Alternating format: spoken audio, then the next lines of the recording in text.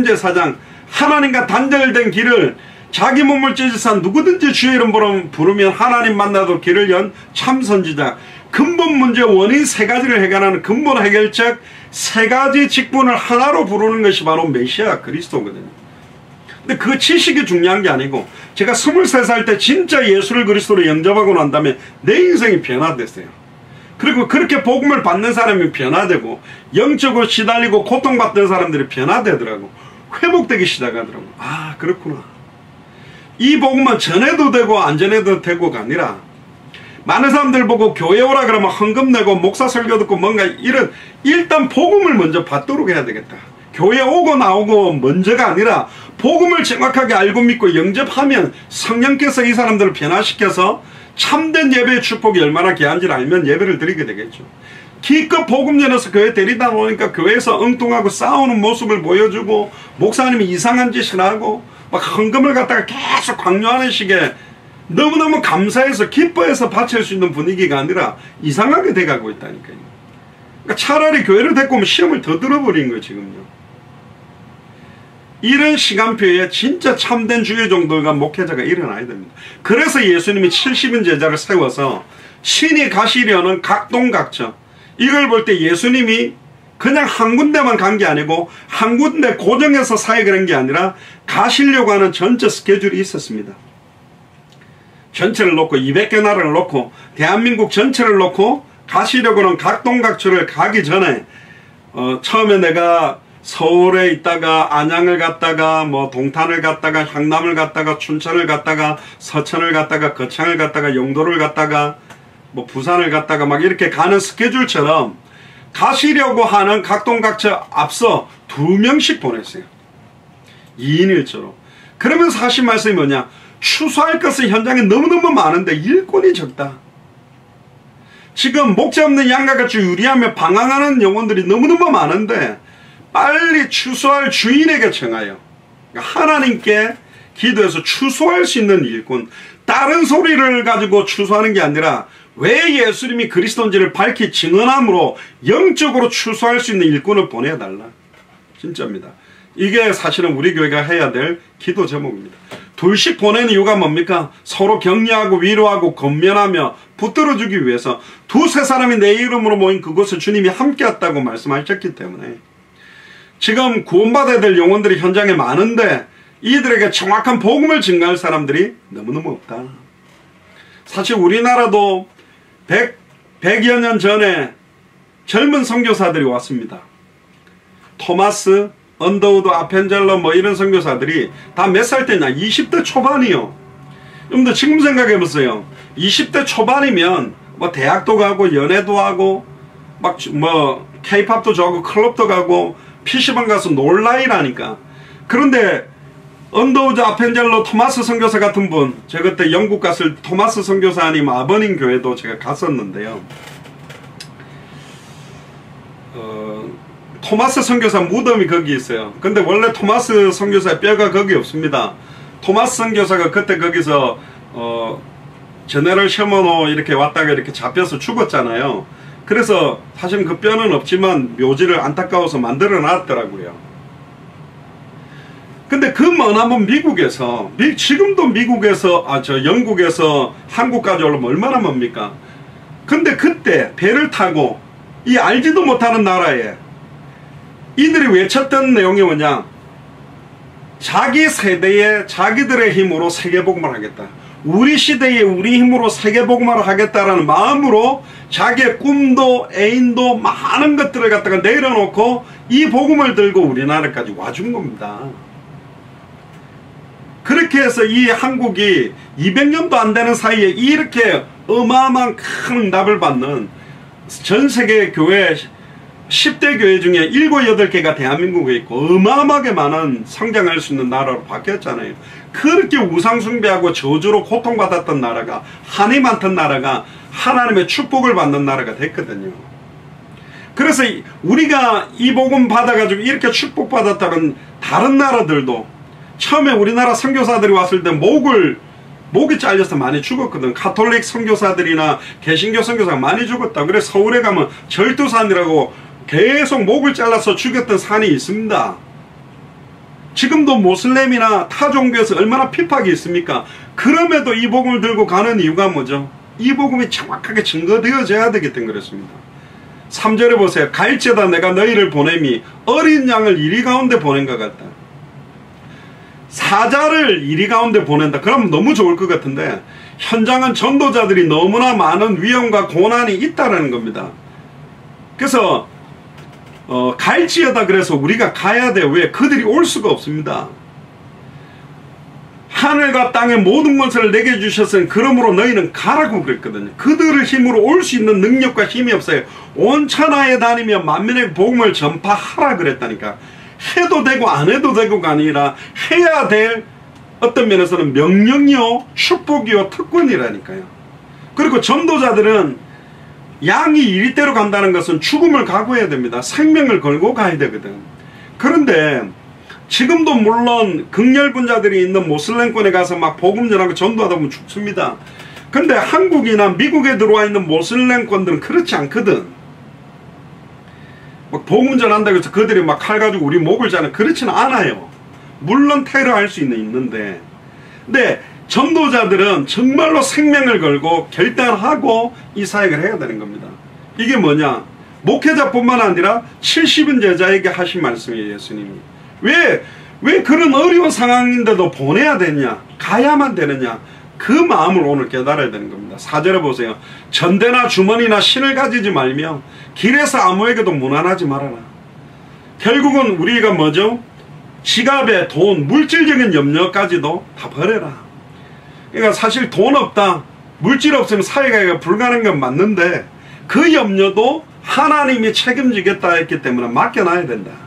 네 번째는 오직 전도자는 뭐만 생각해야 되느냐? 내게 맡겨주신 사명, 뒤에 나옵니다만 평안을 받을 자, 말씀을 받을 자, 전도자를 영접할 자들을 찾는 이 일만 생각해라. 그리고 길에서는 아무에게도 무난하지 마라. 방향을 정해주셨어요. 그러니까 막 여기저기 가는 것이 아니라 예수님은 딱 만나야 될 상, 길에서는 아무에게도 무난하지 말고 집으로 들어가서 평안하는 요 외쳐서 그 평안함을 받을 사람, 우리가 전도자인 줄을 알고 예수를 그리스도로 전하는 줄을 알고도 받아들일 사람이 있다. 합당한 자, 평안을 받을 자, 옥토. 그 사람을 찾아내라. 그게 하나님이 우리를 보내시는 포커스입니다. 5절에 보세요. 어느 집으로 들어가든지 먼저 말하되. 왜 전도를 어렵게 생각하냐면 듣기 싫다는 사람을 설득하려고 하니까 그렇습니다. 안 듣겠다는 사람들을 계속 전하려 하지 말고 시간표가 오도록 그들 명단을 적어놓고 기도하면서 한번, 이거는 물론 나와 관계된 사람들 뿐만 아니라 노방이나 축구 전도를 말하는 겁니다. 전혀 알지 못하는 불특정 다수에 대해서 어느 집으로 들어가면서 말하되 먼저 이 말을 하랍니다. 이 집이 평안할지어다. 뭐 그냥 샬롬입니다. 우리는 뭐 안녕하세요 그 말이에요. 근데 16절에 보면 만일 평안을 받을 사람이 거기 있으면, 우리의 인사를 받을 사람, 우리가 누구인지를 알고도 영접할 사람이 있으면 너희 빈 평안이 그에게 머물 것이고, 그렇지 않으면 우리에게로 돌아온다. 우리가 그들을 축복했는데 그들이 그 축복을 안 받으면 그 축복은 우리가 받게 되죠. 그러면 이상한 말이지만 내가 여러 사람들에게 복음을 전하려고 했는데 안 받을수록 그 축복은 내가 받게 되는 거예요. 그래서 누가복음 10장의 가장 중요한 키워드가 6절에 평안을 받을 사람, 이 사람이 있습니다. 말씀을 받을 사람이 있다니까. 하나님이 준비해놓은 사람이 있어요. 주께서 루디아의 마음을 여사 바울의 말을 청종케 하듯이 하나님이 예비한 사람을 찾는 겁니다. 그러니까 한마디만 딱 던져보세요. 복음 한번 들어보겠냐? 당신 가정과 가문의 어려움과 고통이 오는 근본 이유, 해당다 결론을 말해줄 걸 들어보겠냐? 듣기 싫다면 아닌 겁니다. 들어야 된다. 그래야 당신이 뭘 자꾸 이렇게 하다 보면 싸움밖에 안 일어나는 겁니다. 시간표가 된 사람을 찾아야 되는 거죠. 7절도 그 집에 유하며 주는 것을 먹고 마시라. 그 집에 들어가서 먹고 마시면서 일꾼이 그 삭스를 얻는 것이 마땅하다. 정말로 현장 사역을 하고 주님의 일을 하는 사람들은 그 삭스를 얻는 것이 마땅하고, 이 집에서 저 집으로 옮기지 마라. 왜? 다른 집이 더 크고 좋다, 좋은 음식을 준비했다 가는 게 아니라 그 평안을 받을 사람의 집이 결국은 생명운동이 일어나고 말씀운동이 일어나고 제자운동이 일어나서 교회가 될 것이기 때문에, 루디아의 집에 있는 교회가 빌립보 교회, 야손의 집에 있는 교회가 데살로니가 교회, 브리스길라 아굴라의 집에 있는 교회가 고린도 교회, 바울이 있었던 사도행전 28장의 새 집이 로마 교회의 바탕이 됐기 때문에 저 집이 더 좋다고 가는 게 아닙니다. 그 평안을 받을 사람의 집이 중요한 거예요. 그래서 지금 여러분들 기빨리고 있는 여러분들의 집이 너무 중요한 겁니다. 그리고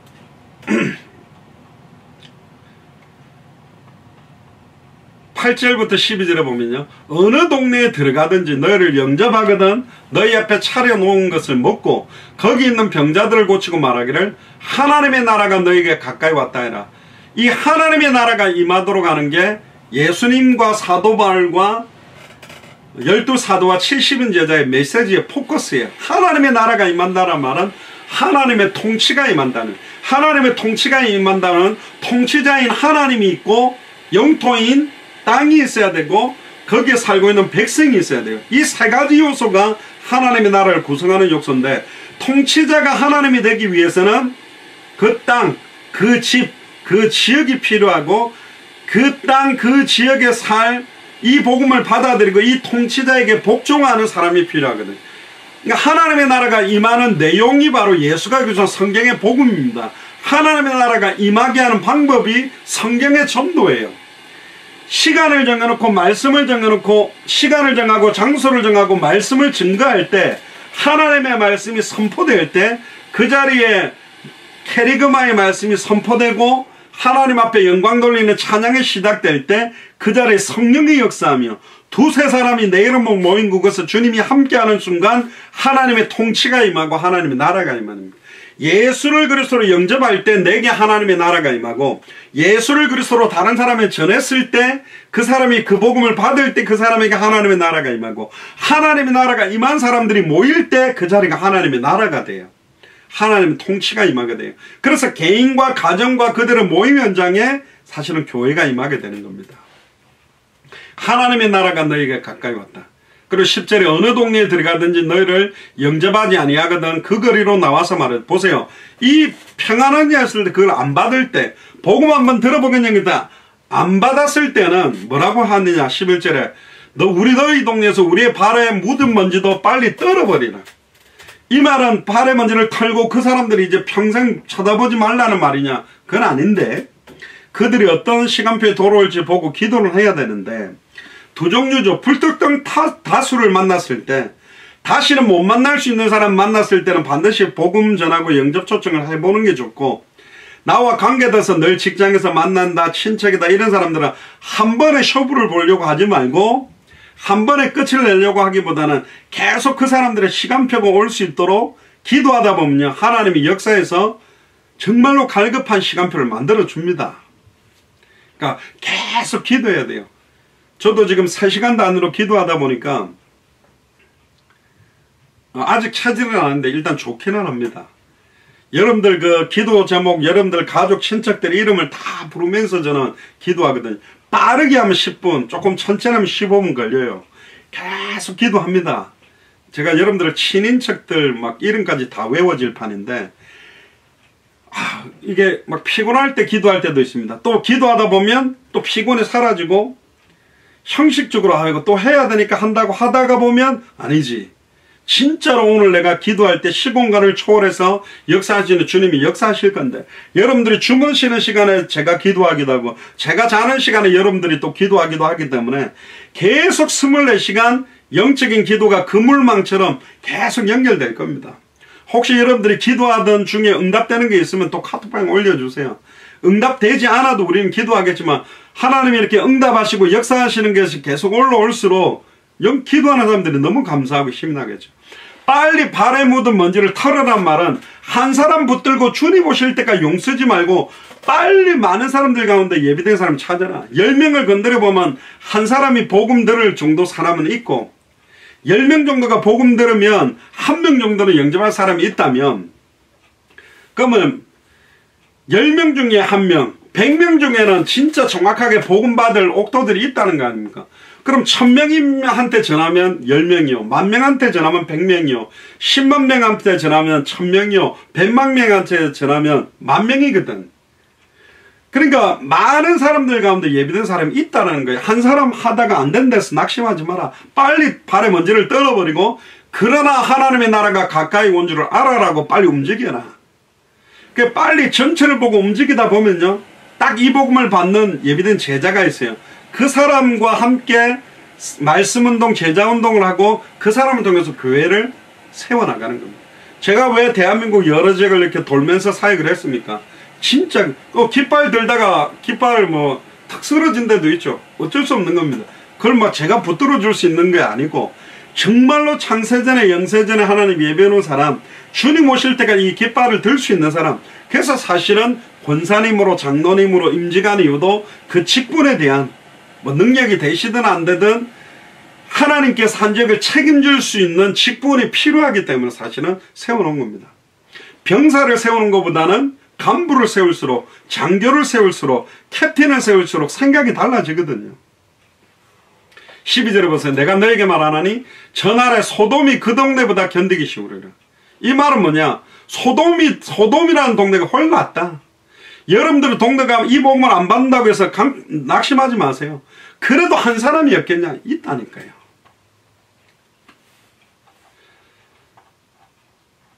그리고 또 보시면 13절에 15절에 보세요. 화 있을진저 고라시나 화 있을진저 벳세다야. 예수님이 저주를 합니다. 고라신이라는 지역과 벳세다라는 지역에 너에게 행한 모든 권능을, 여기 권능을 많이 행했는데 두로와 시돈에서 행했다면 두로나 시돈보다는 고라신과 벳세다가 훨씬 선한 지역이고 믿는 사람이 많은, 유대인들이 많은 지역인데도 불구하고 그렇게 역사와 응답을 받는데도 해결을 안 한다는 거예요. 고라신하고 벳세다가. 이 말은 우리한테 하는 겁니다.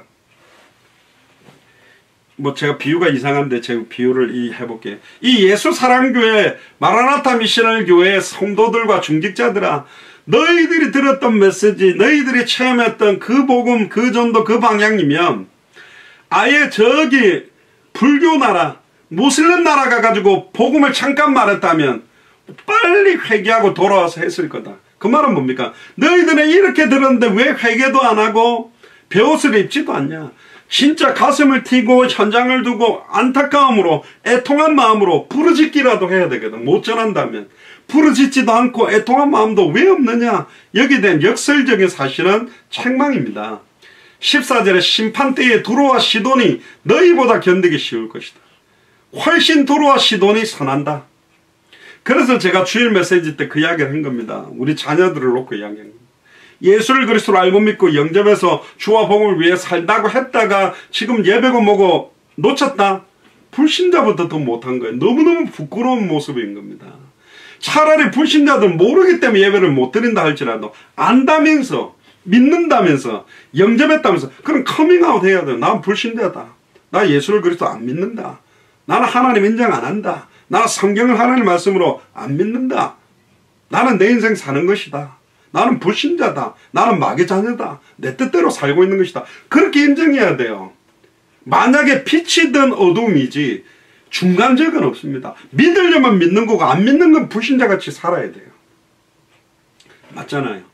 너무너무 안타까운 모습입니다. 진짜 기도해야 돼요. 우리 배우의 자녀들, 배우의 역사는 흑암의 세력이 얼마나 우리 후대들을 공격하는지. 누구 때문에? 아니요. 목사 때문에? 아니요. 교회 때문에? 아니라니까. 사탄 때문이에요. 속은 거예요. 아니, 목사가 이상하다고 내가 망해야 됩니까? 교회가 이상하다고 내가 망해야 됩니까? 나는 그럴 수가 없어요. 더 이빨 갈려야지. 진짜 참된 목사가 일어나도록 기도해야 되겠다. 참된 교회가 세워지도록 기도해야 되겠다. 정치, 사회, 경제, 문화 보고 욕하지 말고 진짜 교회 안에서 참된 정치, 참된 사회, 참된 문화를 회복시킬 우리 후대들을 키워야 되는 거거든. 대책 없이 비방하는 건 누구나 해요. 비방 못하는 사람이 어디 있습니까? 다 할 수 있죠. 해결책을 내놓고 답을 제시하는 역할까지 해야 되거든요. 16절에 보세요. 너희 말을 듣는 자는 곧 내 말을 듣는 것이요 너희를 저버리는 자는 곧 나를 저버리는 것이요 나를 저버리는 자는 나 보내신 이를 저버리는 것이다. 70인 제자의 신분과 권세가 어떤 것인지를 말하는 겁니다. 우리가 말하는 것 같아도 우리를 아닙니다. 하나님의 말이요. 우리를 갖다가 배척하는 것은 나를 배척하는 정도, 하나님을 배척한 거예요. 우리를 저버리는 것은 아니 하나님을 저버리는 것과 똑같다고 이야기합니다. 어마어마한 겁니다. 저와 여러분들의 신분이. 전도자들의 축복이 엄청나요. 구원받을 거냐 심판받을 거냐, 영원한 생명을 얻을 거냐 영원한 고통과 저주 속으로 갈 거냐, 그걸 갈라놓고 그 길을 인도하는 역할을 하는 사람들이 전도자들입니다. 그러니까 전도자들이 너무너무 중요한 사람들이에요. 그러니까 진짜 우리 한 분 한 분들을 두고 기도해야 되고, 우리는 100% 선교사처럼 전도자처럼 쓰임 받으려고 기도하는 겁니다. 반드시 영접하는 자도 있고 영접지 않는 자가 있을 겁니다. 영생이냐 멸망이냐 천국과 지옥이냐를 나누는 어마어마하게 엄숙하고 냉철한 사역이 바로 현장 사역입니다. 자, 17절부터 한번 보세요. 오늘 중요한 본문이죠. 70인이 이제 기뻐서 막 돌아온 겁니다. 왜 기뻐서 왔냐? 주여 주의 이름으로 귀신들도 우리에게 항복하더이다. 그러니까 예수님이 사탄이 하늘로서 번개같이 떨어진 걸 내가 보았다. 예수가 그리스도라는 그 주의 이름이면 이름을 사용했더니 귀신들이 항복한 걸 체험한 거예요. 신기하기 때문에 기뻐한 것도 있을 겁니다. 와, 우리가 해도 되네, 나도 하니까 되네, 너무너무 기뻐했을 것 같아요. 하늘로서 번개같이 떨어졌다. 에베소서 2장 2절에 보면 뭐라고 되어 있냐면 공중권세 잡은 자, 그러니까 공중에서 지금 떠돌아다니면서 역사하고 있는 존재가 있다고 말했고, 욥기 1장 2장에도 보면 욥을 비난하고 막 참수하는 사탄이 지금도 활동하고 있고, 왕상 22장에도 보면 선지자 미가야 시대에 거짓 선지자들의 입에 거짓말하는 영을 엿는 사탄의 세력들이 있다고 이야기했고, 요한계시록 12장에도 사탄과 그 사자들이 하늘에서 내어 쫓겼다고 되어 있습니다. 특히 19절에 보세요. 내가 너희에게 뱀과 정갈을 밟으며 원수의 모든 능력을 제할 권세를 주었으니 너희를 해할 자가 결단코 없다. 이미 뱀과 정갈은 사탄막의 귀신의 반어적인 지규적인 은유적인 이야기를 하는 거고요. 원수의 모든 능력을 제어한다. 제어한다는 말은 컨트롤 한다라는 겁니다. 미리 꺾어버릴 수도 있고 미리 막을 수도 있다. 틈을 미리 차단할 수도 있다. 그리고 원어에 보면 주었다라고 과거 완료적으로도 표현되어 있는 원어가 있고 주논이라는 표현도 같이 있어요. 이미 주었고 너희들이 현장에 나간다면 그 권세가 갈 때마다 나타난다. 왜 나에게 하늘과 땅의 권세가 나타나지 않느냐? 모든 족속으로 제자를 삼으려고 하는 사람에게 하늘과 땅의 권세가 나타나는 거예요. 왜 믿는 자들에게 이런 표적이 따라온다 그러는데 내게는 표적이 안 따라오느냐? 천하 만민에게 복음을 전하는 일 때문에 표적이 필요할 때 표적이 따라오는 거예요. 땅끝까지 이르러 증인 되려고 하는 사람에게 권능이 나타나는 겁니다. 그러니까 결국은 우리의 삶이 성경의 복음, 성경의 전도, 성경의 끝을 향해 있을 때 하나님의 놀라운 응답과 역사들이 나타나는 거예요. 20절에 보세요. 그러나 귀신들이 너희에 항복하는 것을 기뻐하지 마라. 병 나은 것 때문에 기뻐하거나 또 막 귀신이 떠나간 것 때문에 기뻐하지 말고 너희 이름이 하늘에 기록된 것으로 기뻐라. 우리의 신분이 그렇다. 그 신분에 따른 권세가 나타나는 거잖아요. 만약에 예를 들어서요, 우리 진아가 있죠. 우리 박현아 장로님 딸 진아가 중학생인데 막 고속도로에 지나가는 차 앞에서 손을 딱 들면 차가 서냐? 안 서요. 근데 진아가 경찰복을 딱 입고 경찰 빨간봉을 딱 끼고 경찰차 켜놓고 손을 딱 들었다. 무조건 서야 돼. 그게 어떤 개인의 능력과 힘이나 IQ를 가지고 하는 게 아니니까 그게 권세입니다.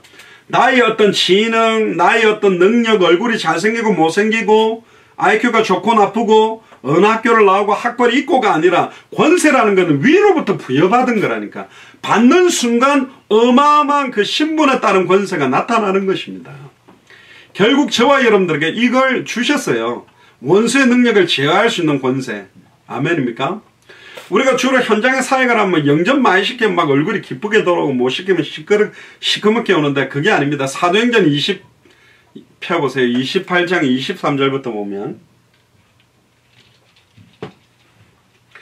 사도 바울이 저희가 일자를 정하고 그의 우구하는 집에 많이 오니 바울이 아침부터 저녁까지 강론하여 하나님 나라를 증거하고 모세의 율법과 선지자의 말을 가지고 예수의 일로 권하더라. 그 말을 믿는 사람도 있고 믿지 않는 사람도 있어. 제가 전에 말했습니다. 예수님이 복음을 전하면 다 믿었나요? 아니잖아요. 많은 사람이 핍박했다니까. 사도 바울이 복음을 전하면 무조건 다 영접이냐. 오늘 보세요. 믿는 사람도 있고 믿지 않는 사람도 있다니까. 하물며 예수님이 전해도 다 믿는 게 아니고 사도 바울이 전해도 다 믿는 게 아니면 저나 여러분들이 전한다고 다 믿는 게 아니다. 평안을 받을 자, 말씀 받을 사람들이 따로 있어요. 사도행전 13장 48절에 영생 주식으로 작정해 놓은 자들이 있다라는 겁니다. 그러니까 안 받는다고 낙심할 이유가 없어요. 이거는 만세와 만대로부터 감추온 비밀이라 아무나 깨달을 수 있는 게 아니기 때문에. 그리고 25절에 서로 맞지 아니하여 흩어질 때에 바울이 한 말로 일러가려다. 잘 보세요. 사도 바울이 믿는 사람과 안 믿는 사람 보면서 뭐라고 했느냐. 현장에 나타난 결과를 보고 어떻게 성령 인도를 받았냐. 25절에 성령이 선지자 이사야로 너희 조상들에게 말씀하신 것이 옳도다.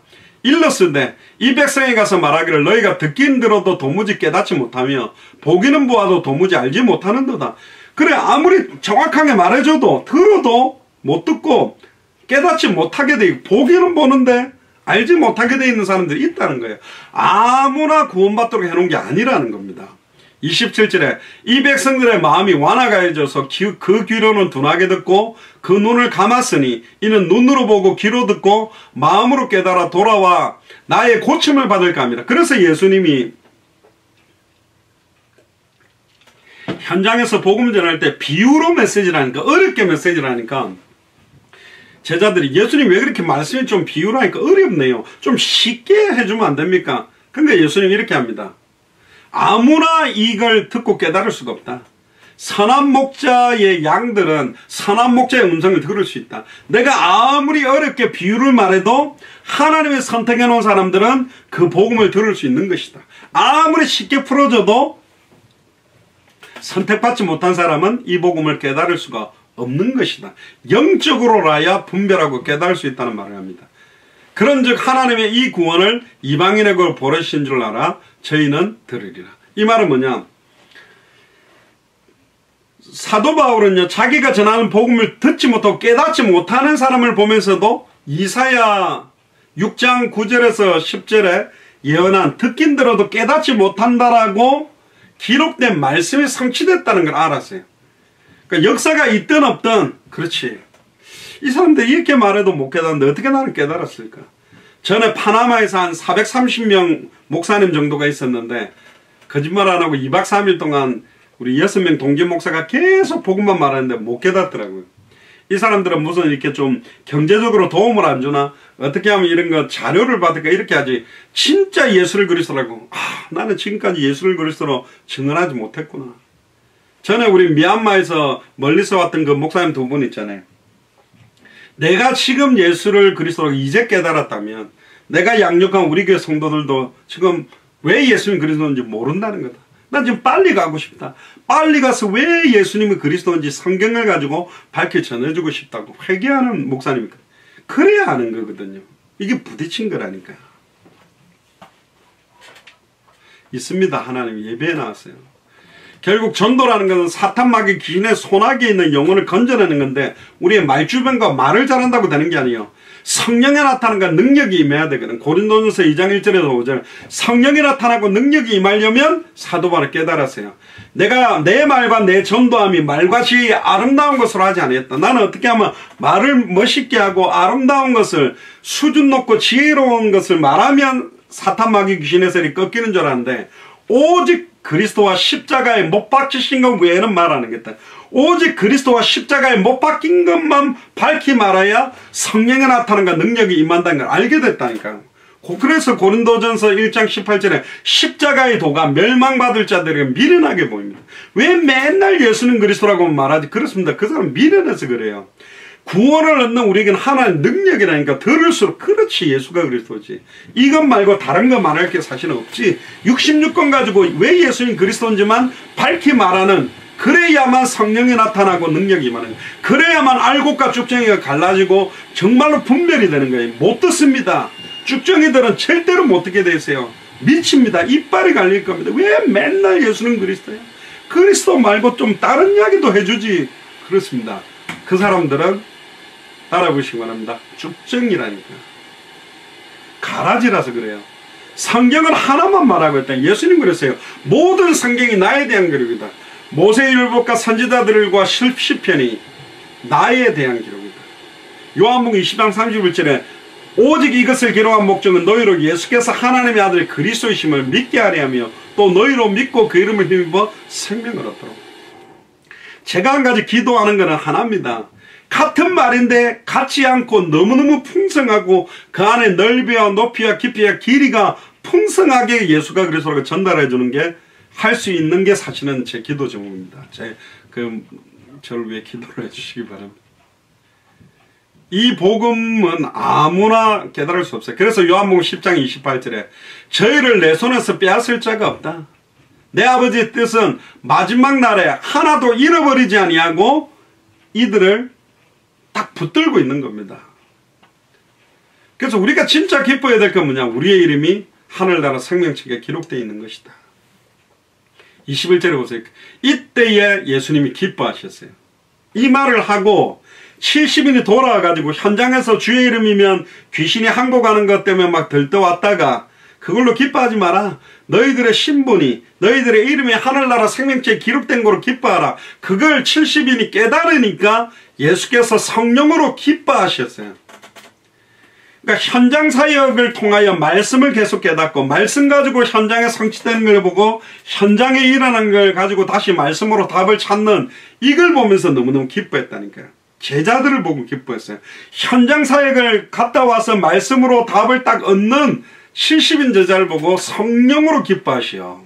이런 표현이 많이 안 나옵니다. 성령으로 기뻐하시오.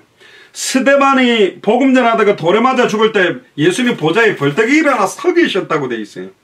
완전히 모든 걸 집중할 때가 어디냐? 현장에서 정확한 복음을 전하는, 그것도 목회자가 아니라 평신도 스데반의 모습에 집중하고 있었습니다. 그러면서 이렇게 말합니다.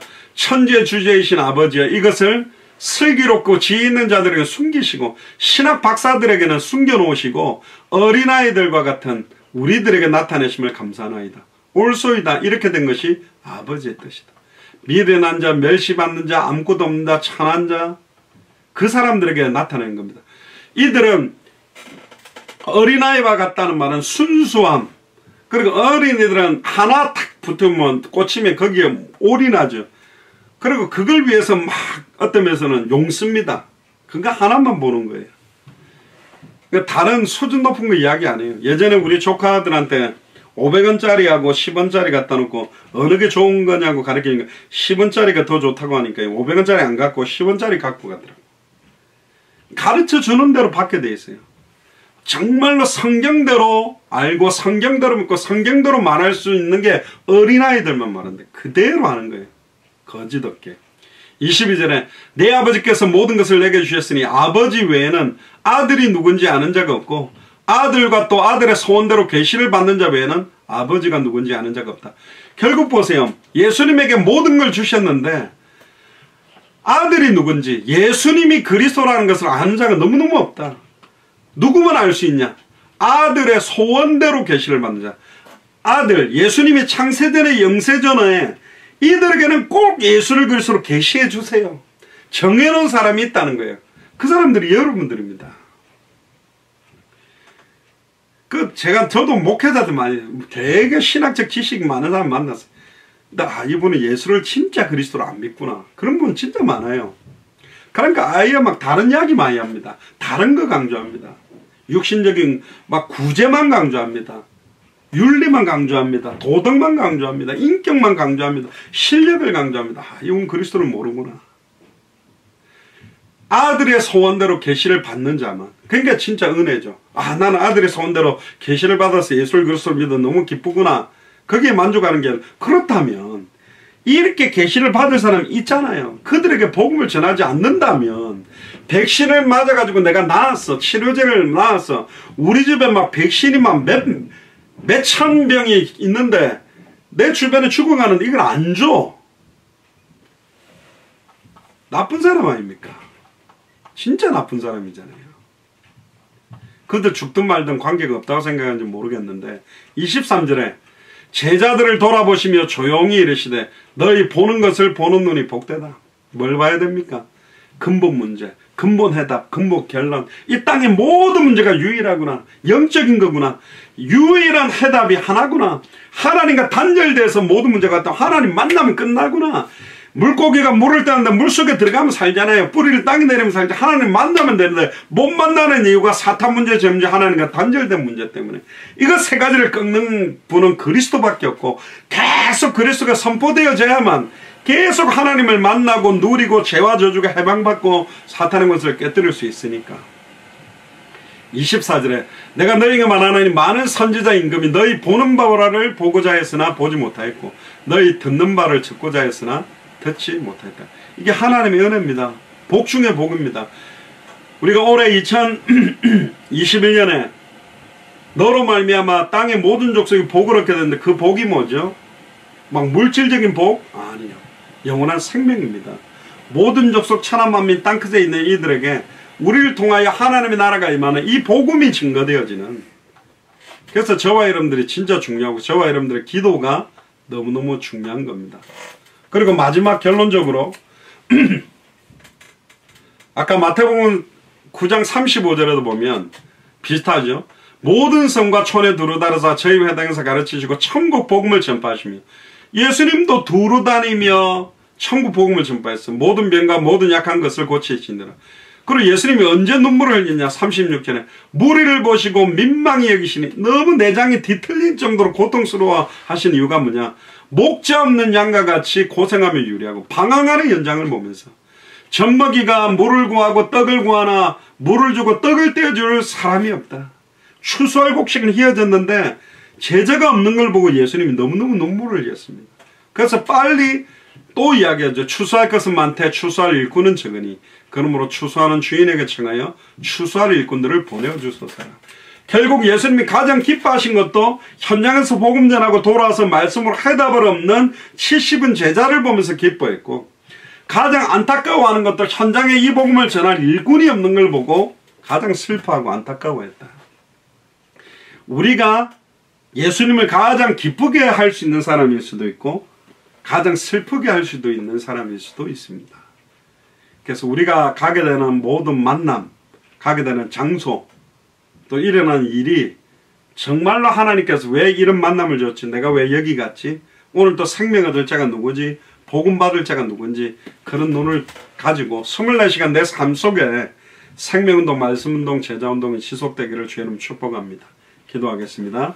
지금은 우리 주 예수 그리스도의 은혜와 하나님의 크신 사랑하심과 성령님의 내주인도 역사계통 충만하심이 예수 그리스도께서 가장 기뻐하신 일과 가장 슬퍼하신 일을 분별함으로 현장에 추수할 곡식 때는 휘어졌는데 목자 없는 양과 같이 유리하며 방황하는데 물을 주고 떡을 떼어줄 자가 없고 추수할 일꾼이 없는 것을 깨달아 내 남은 인생 주님 오시는 그날까지 하나님의 나라가 임하는 성경의 복음으로 추수할 일꾼으로 쓰며 성경의 전도대로 추수할 일꾼이 되기로 결단하는 우리 예수 사랑교회 마라나타 미션을 철저히 모든 교역자들과 중직자들과 성도들 머리 위에 함께 동역하고 있는 모든 선교사님들과 그 나라 위에 징으로부터 영원토록 항상 함께 계실지어다. 아멘. 우리 하나님께 감사와 영광의 박수를 돌리겠습니다. 계속 기도하시고 정식기도 한 타임 한 타임이지만 여러분들이 진짜 좀 간절하게 기도한다면 하나님께서 우리가 알지 못하는 크고 은밀한 응답들, 증거들을 많이 주실 줄 믿습니다. 이상 마치겠습니다. 감사합니다. 할렐루야. 수고하셨습니다. 수고하셨습니다.